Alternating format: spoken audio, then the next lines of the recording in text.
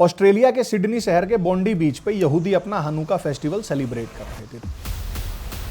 तभी दो ज़ॉम्बीज वहां पहुंचे और अंधाधुंध फायरिंग शुरू कर दी और रिलीजन के बुरके में घूम रहे माफिया गैंग द्वारा पिछले 1400 सालों में मारे गए 27 करोड़ नामों में 15 ह्यूमन बींग्स के नाम और जुड़े। इस घटना पे ऑस्ट्रेलिया के प्रधानमंत्री का जो बयान आया, मुझे उनसे ऐसे ही बयान की उम्मीद थी, क्योंकि दुनिया के अधिकतर काफी रूलिंग एलीट की तरह ये भी धिम्मी निकले और अपने पूरे बयान में root cause of the problem से लड़ने की बात तो दूर, ये तो उस रियल प्रॉब्लम का नाम तक नहीं ले। ऐसे ही समाचार आया कि फ्रांस की सरकार ने एफिल टावर वाले पेरिस में होने वाले न्यू ईयर सेलिब्रेशंस को कैंसिल कर दिया है कि कहीं इस सेलिब्रेशन से कोई भाईजान ऑफेंडेड फील हो के किसी के चाकू छुरी न मार दे। सरकार ने कारण कुछ और बताए होंगे, परंतु मूलतः कारण जो है वो यही। ऐसे ही जर्मनी की सरकार ने क्रिसमस के मौके पे लगने वाली मार्केट्स को कैंसिल कर दिया, क्योंकि कौन जाने वहां आई महिलाओं की ड्रेस देख के कोई भाईजान बेचारा प्रोवोक हो जाए और उनका रेप वेप कर दे। भाईजान ऐसे प्रोवोक होकर न्यू ईयर पे रेप्स कर चुका है जर्मनी में जी। तो मल्टी कल्चरलिज्म को बचाए रखने के लिए निर्णय लिया गया कि भाई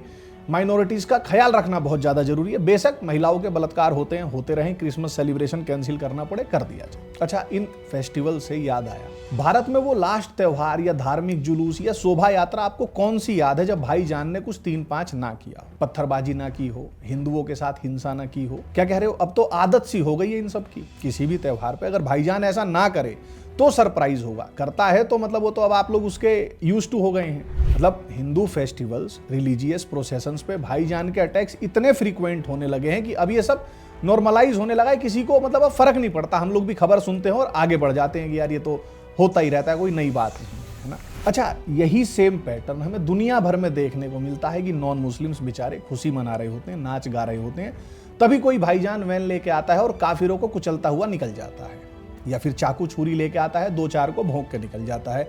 मतलब कायदे से तो अगर देखा जाए तो जहां चाह वहां राह का ब्रांड एम्बेसडर अगर कोई है तो वो भाईजान को बनाया जाना चाहिए। आप देखिए ना, काफिरों को मारने के रोज नए नए तरीके जो इन्वेंट करता रहता है वो, मतलब जितना इनोवेशन भाईजान काफिरों को हरास करने में, उन्हें मारने में करता है ना, अगर वो मतलब कुछ अगर साइंस वाइंस टाइप में कर ले तो मानवता का बहुत भला हो जाए, पर उसे मानवता का भला तो करना ही नहीं, उसका भला तो उसकी हीरो में ही होना है। खैर, आप ये बताइए कि मैं गलत तो नहीं कह रहा, मतलब ऐसी खबरें आपने भी सुनी है, पढ़ी या देखी होंगी, हैं? पर क्या आपने कभी सोचा है कि भाईजान ऐसा करता क्यों है कि मतलब काफिरों की खुशी के मौकों को मातम में बदल देता है? भाई, भाईजान को काफिरों के त्यौहार सेलिब्रेट करने से क्या समस्या है? भाई तेरे से तो कुछ मांग नहीं रहे, फिर इसे क्यों दिक्कत हो जाती है?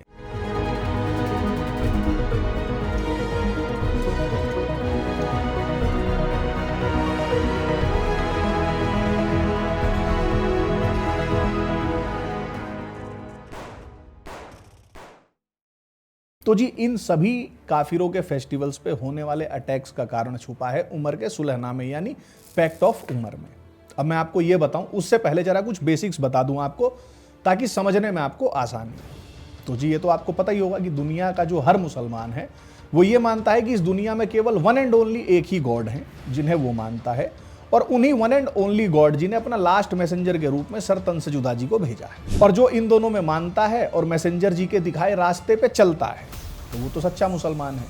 और जो इसमें नहीं मानते या वन एंड ओनली जी के सिवा किसी दूसरी देवी देवता की पूजा करते हैं, वे सब काफिर्स हैं। यानी इन शॉर्ट, भाईजान ने पूरी ह्यूमैनिटी को काफिर्स और मुस्लिम्स के बीच बांट रखा है।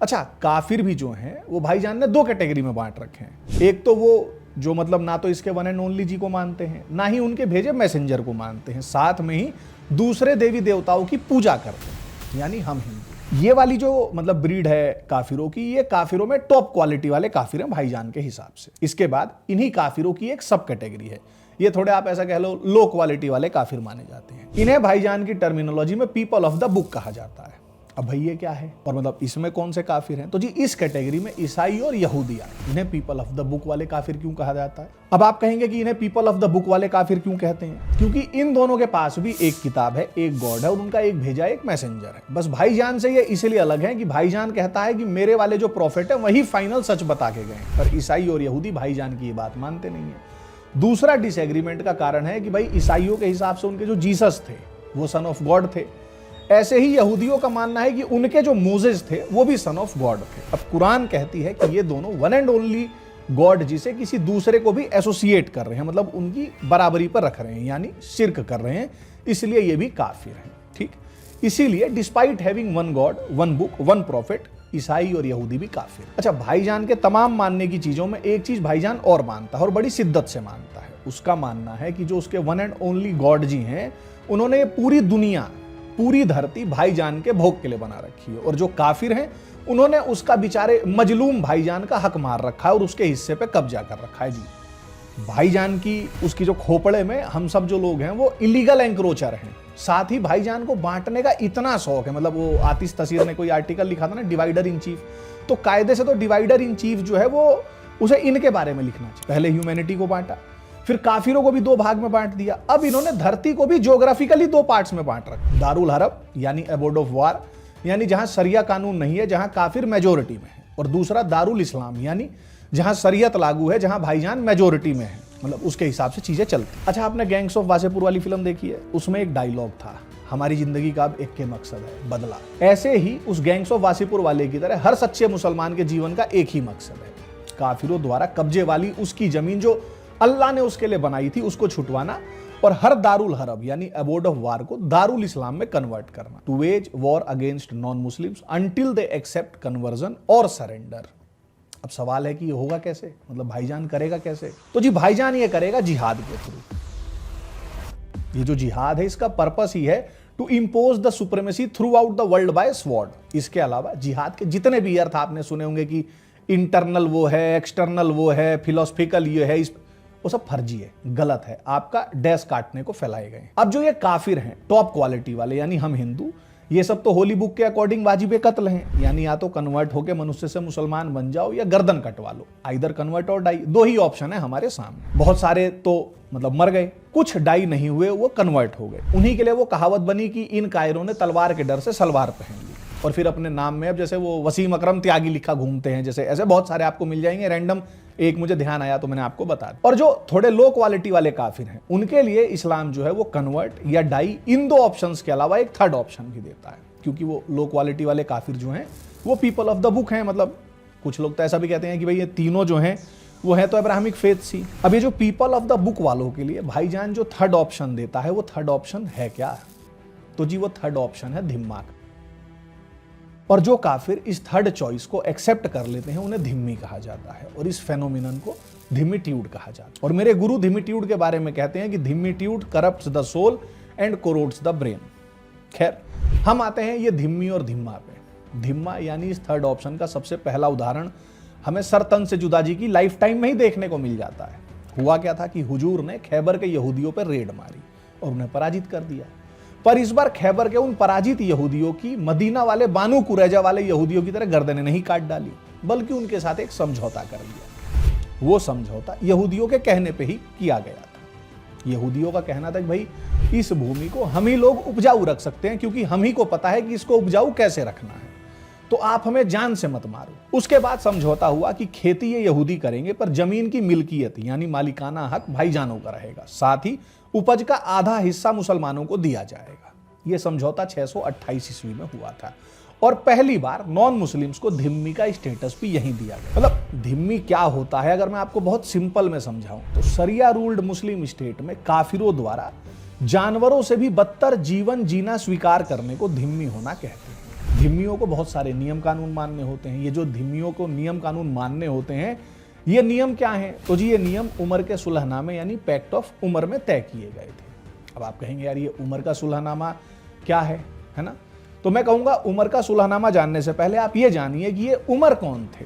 तो जी सरतन से जुदा जी की पॉइजनिंग से हुई डेथ के बाद जो शुरुआती 4 खलीफा बने, उन खलीफाओं को राशिदुन यानी राइटली गाइडेड कैलिप्स कहा जाता है। ये चारों जो थे ये हुजूर के सहयोगी थे, उनके साथ रहे थे। इन्हीं में से जो दूसरे नंबर पे खलीफा बने उनका नाम था उमर इब्न अल खत्ताब। ये 634 से 644 तक खलीफा रहे, और अपने खलीफा बनने के बाद इन्होंने सीरिया पे हमला किया। वहां बाइजेनाइट्स का शासन था, ये बेसिकली ईसाई थे। युद्ध में वो हार गए, मुस्लिम सेना जीत गई, और इसके बाद जेरूसलम, दमस्कस और आसपास के एरियाज पे इस्लामिक सेना का कब्जा हो गया। यहीं पे इन हारे हुए सीरिया के ईसाइयों और कैलिफ उमर के बीच एक सुलहनामा हुआ। यह सुलहनामा यानी धिम्मा की शर्तें ईसाइयों ने खुद से लिख के दी या उमर ने डिक्टेट करके लिखवाई, इस पे भी डिबेट है, बट ये सुलहनामा हुआ। इसमें कुछ नियम थे जो ईसाइयों को जिंदा रहने को मानने थे। समझौते की शर्तें इस प्रकार हैं। सबसे दयावान अल्लाह के नाम पर उसके गुलाम उमर और हम ईसाइयों के बीच ये समझौता है। हम अपने इलाके में कोई नया चर्च नहीं बनाएंगे, ना ही अपने संतों के लिए कोई नया आश्रम बनाएंगे, ना ही बने हुए पुराने चर्चों की मरम्मत करेंगे, ना ही उनमें मुसलमानों के खिलाफ कोई षड्यंत्र होने देंगे। कोई भी मुसलमान अगर चर्च में आराम करना चाहे तो उसे करने देंगे। अगर हमारे घर में मुसलमान रुकना चाहे तो 3 दिन तक रुकने भी देंगे। हम अपने घर में मुसलमानों के खिलाफ काम कर रहे किसी भी व्यक्ति या जासूस को नहीं रखें। हम अपने बच्चों को इस्लाम और कुरान नहीं पढ़ाएंगे। हम अपने रीति रिवाज बाहर खुले में नहीं मनाएंगे। हम किसी मुसलमान को ईसाई नहीं बनाएंगे और कोई ईसाई अगर मुसलमान बनना चाहे तो हम उसे रोकेंगे भी नहीं। हम मुसलमानों का आदर करेंगे और अपनी बैठने की जगह मुसलमानों के लिए छोड़कर खड़े हो जाएंगे। हम मुसलमानों के रीति रिवाज की नकल नहीं करेंगे, उनके जैसे नाम नहीं रखेंगे और घोड़े पर जीन बांधकर सवारी नहीं करेंगे। हम अपने कंधों पर तलवार नहीं रखेंगे, शस्त्र इकट्ठे नहीं करेंगे, ना ही शस्त्र लेकर चलेंगे। हम अपनी मोहरे अरबी में नहीं बनाएंगे, ना ही शराब बेचेंगे और कमरबंद पहनेंगे। हम अपने घरों पर क्रॉस नहीं लगाएंगे और क्रॉस और अपने धर्म ग्रंथ लेकर मुसलमानों के इलाके में नहीं जाएंगे। हम चर्च में घंटी नहीं बजाएंगे। हम अपने धर्म गीत जोर से नहीं गाएंगे, ना ही हमारे धार्मिक जुलूस मुस्लिम मोहल्लों से जाएंगे, ना ही हमारे कब्रिस्तान मुसलमानों के कब्रिस्तान के बगल में हो। हम मुसलमानों से गुलाम नहीं खरीदेंगे। हम हमेशा उनकी सहायता करेंगे, कभी उनके घर जाकर उनकी प्राइवेसी भंग नहीं करेंगे। हम कभी किसी मुसलमान पर हाथ नहीं उठाएंगे। ये शर्तें हम अपने खिलाफ लागू करते हैं ताकि आप हमें सुरक्षित रखें व जीने दें। ये शर्तें हम सब पर लागू हैं और अगर हम में से कोई भी ये शर्तें तोड़ता है तो उसको या हम में से किसी को या सबको आप जो भी दंड देना चाहें दे सकते हैं। ये लास्ट वाली शर्त उमर ने खुद जोड़ी थी। इन्हीं 19 शर्तों को मानने वालों को धिम्मी कहा गया और इन्हीं शर्तों को धिम्मा की शर्तों के रूप में फाइनलाइज किया गया। अब इसमें एक कैच है, भाईजान के लिए जब तक वो माइनॉरिटी में है केवल तभी तक, तब तक उसका हर सच जो काफिरों को नहीं पता लगना चाहिए, अगर गलती से पता चल गया तो भाईजान उसे या तो डिनाई कर देगा कि ये झूठ है, या उसे मिस इंटरप्रिटेशन बता देगा या आउट ऑफ कंटेक्स्ट बता देगा, मतलब बोलेगा कि ऐसा कुछ है ही नहीं। और जब वो मेजोरिटी में हो जाएगा तो फिर तो उसकी तलवार ही है उसका सारा सच। फिर तो काफिर बस अपने जीवन की भीख मांग सकेंगे, इससे ज्यादा कुछ नहीं। आप तो जानते ही हैं भाईजान जो है वो ज्यादा डिबेट डायलॉग डिस्कशन में तो मानता नहीं है। भाईजान बड़ी बेशर्मी से इस पैक्ट ऑफ उमर को डिनाई कर देगा या कुछ अलतकिया कर देगा, मतलब उस पर कुछ आपको झूठ बका देगा ना, पागल बना देगा। तो उसके लिए भी हमारे पास एक और प्रूफ है इन कंडीशंस ऑफ धिम्मा। इसी पैक्ट ऑफ उमर यानी उमर के सुलहनामे को आधार बना के 14वीं सदी में इब्न अल कय्यम अल जवजिया ये करके कोई भाई साहब हुए, उन्होंने अहल अल धिम्मा यानी कमांडमेंट्स ऑफ धिम्मीज नाम से एक एग्जॉस्टिव और डिटेल्ड इस्लामिक टेक्स्ट लिखा जिसमें धिम्मा की शर्तों का डिटेल में वर्णन है। पर इस टेक्स्ट की ऑथेंटिसिटी को क्वेश्चन करना जो है वो नॉर्मल भाईजानों के तो जो उनका बकरी ग्रेड होता है उससे बहुत ऊपर की बात। आइए देखते हैं इसमें काफिरों के लिए धिम्मा की क्या शर्तें हैं। पहली, धिम्मियों को जजिया टैक्स देना पड़ेगा। ये कोई नॉर्मल टैक्स नहीं था, इसका वसूलने का एक तरीका ऐसा था कि काफिरों को ह्यूमिलिएट होना पड़ता था। इस जजिया पे तो खैर मैं फिर कभी बताऊंगा। दूसरी शर्त कन्वर्जन बिटवीन फेथ्स बैन था, मतलब यहूदी ईसाई नहीं बन सकते थे और ईसाई यहूदी नहीं बन सकते थे, दोनों केवल इस्लाम में ही कन्वर्ट हो सकते थे। किसी भी मुस्लिम का कन्वर्जन नहीं करा सकते, किसी फेलो धिम्मी को इस्लाम में कन्वर्ट होने से नहीं रोक सकते। मतलब आप कोई अगर कन्वर्ट होना चाह रहा है तो आप उसको ये नहीं कह सकते कि मत हो कन्वर्ट।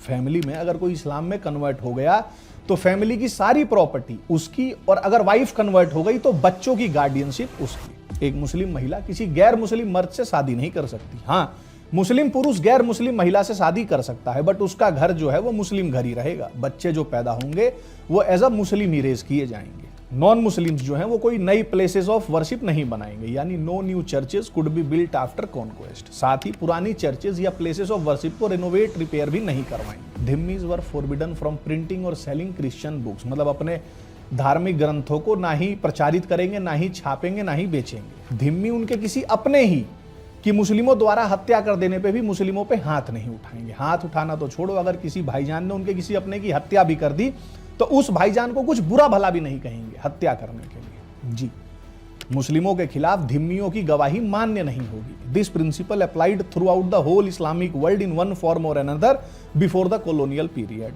अगर कोई मुस्लिम किसी काफिर पर यह आरोप लगा दे कि किसी मुसलमान को यह धर्मांतरण करवा रहा था, तो इस केस में जिस पे आरोप लगाए उस बेचारे की खुद की गवाही मान्य नहीं होगी and he will be punished. This also entrenched the principle that non-Muslims versions of events are regarded as suspect and unreliable.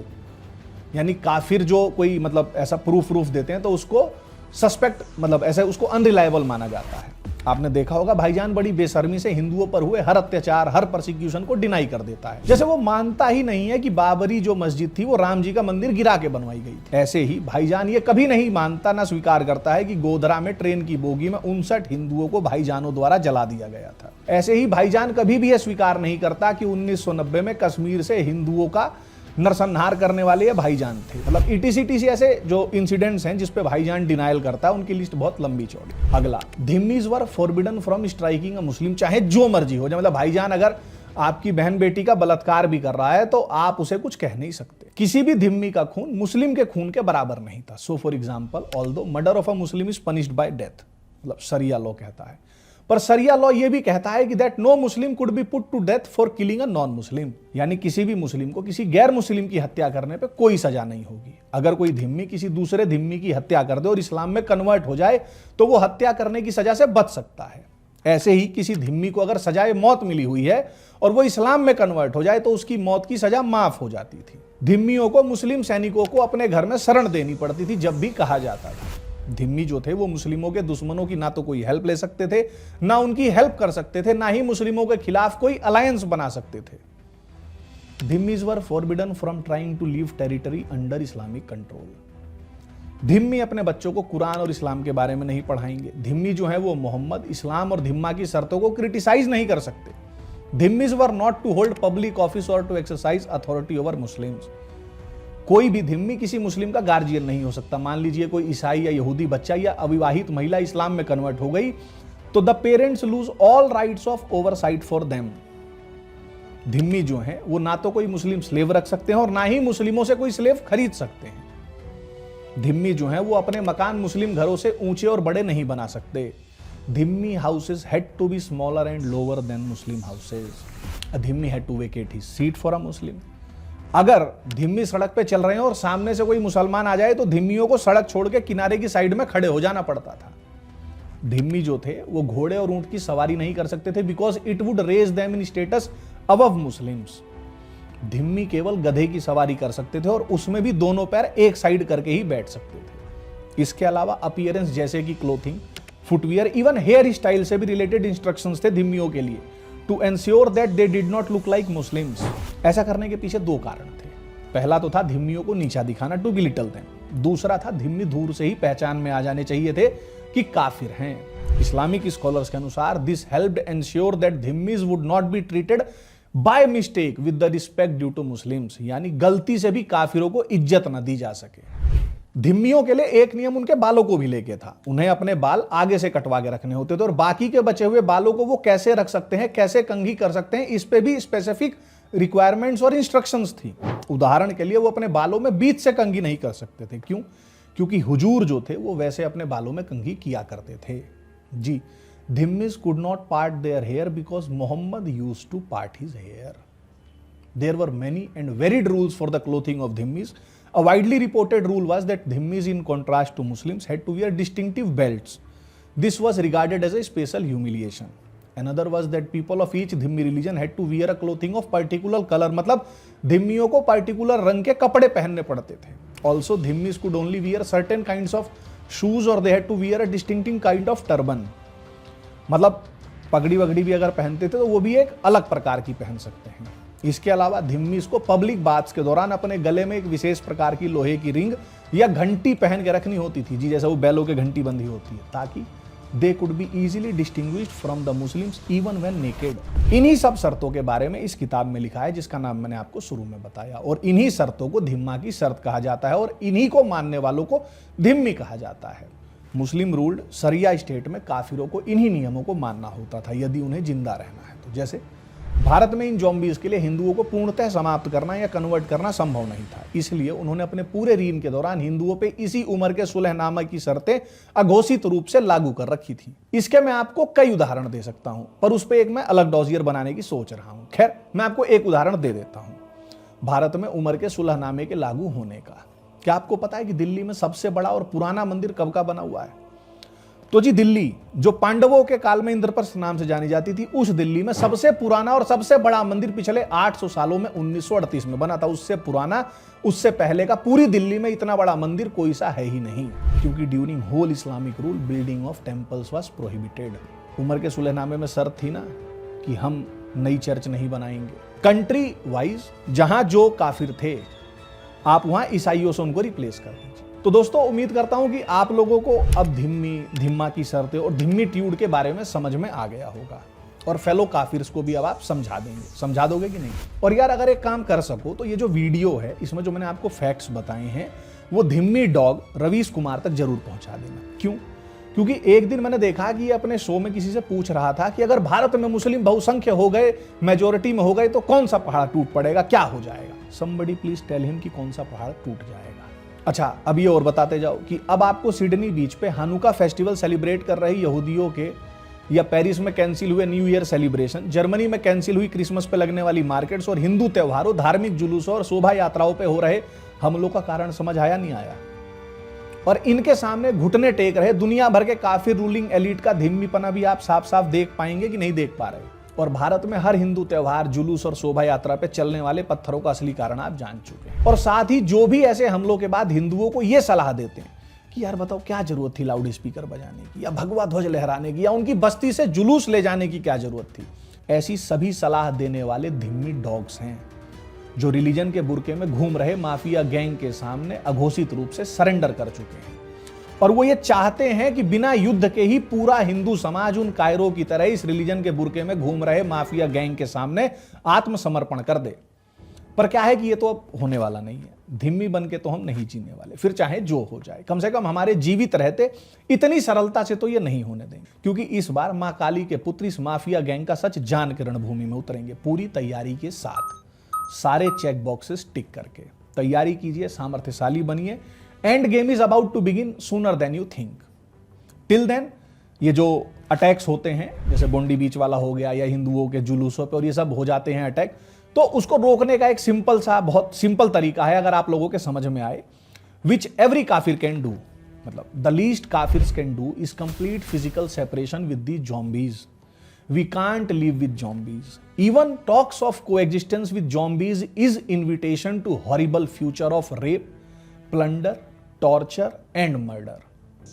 मां काली शक्ति दे।